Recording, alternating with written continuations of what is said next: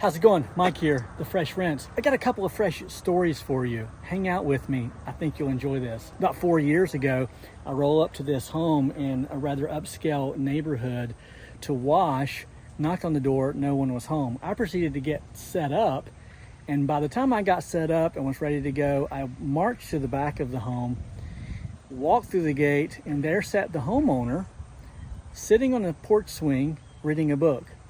I said, "Hey, how's it going?" Scared the daylights out of this gentleman. He said, "Can I help you?" I said, "Well, I'm here to wash your home." He said, "No, young man, not this home." I was at the wrong home, of course, and he wasn't too happy about that. Long story short, he asked me if I would give him a quote for his house, so I did. So I washed his home a week or so later, and afterwards he contacted me and he said, "Hey, I have a few rental homes in the area that need washing. Would you be interested in quoting those?" So I did. And this is one of those homes. I washed this home about 4 years ago, all because I went to the wrong home. I also washed at least one more for him, maybe two. Since then, he has moved to North Carolina. Those opportunities are now gone. Until today. This is part 2. I get a call from this gentleman, the new homeowner, 4 years later. And he says, "Hey, would you give me a price to wash my house and all of my concrete?" I said, "Absolutely, I will."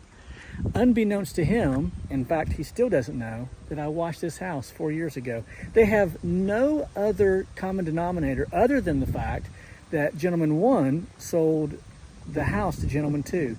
He still doesn't know that I washed this 4 years ago. By the way, it was an easy wash. Maybe this is the third story. So I gave him a quote, and he was happy with the price for the house and all the concrete. Oh my God, there goes my son. This is hilarious. Oh, that's hilarious. Did you see it? It's like a ghost. I'm telling you, that was a ghost.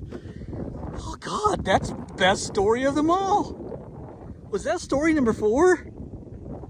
Oh, gee, you stay right there, young fella. All right, let me finish story number 3. Jeepers creepers, scared the daylights out of me. So I gave him a quote for the house and the concrete. He was good with it, and we set up to wash today. He calls me back and he says, "Hey Mike, when you wash, is there going to be an evident line on the sidewalk between this sidewalk and that sidewalk?" I said, "Yeah, there will be." He said, "Well, I find that to be rude. I don't want to do that to my elderly neighbor." He said, "Would you go ahead and wash all of his concrete and wash his house?" And he said, "I'll pay for it." I said, "That is cool." This is POP stuff, right? People over profits. I said, "Let me get in on this." And so I gave him a discount to wash both houses and all the concrete. That's story number 4. God, did you see that? You saw that happen. That was crazy.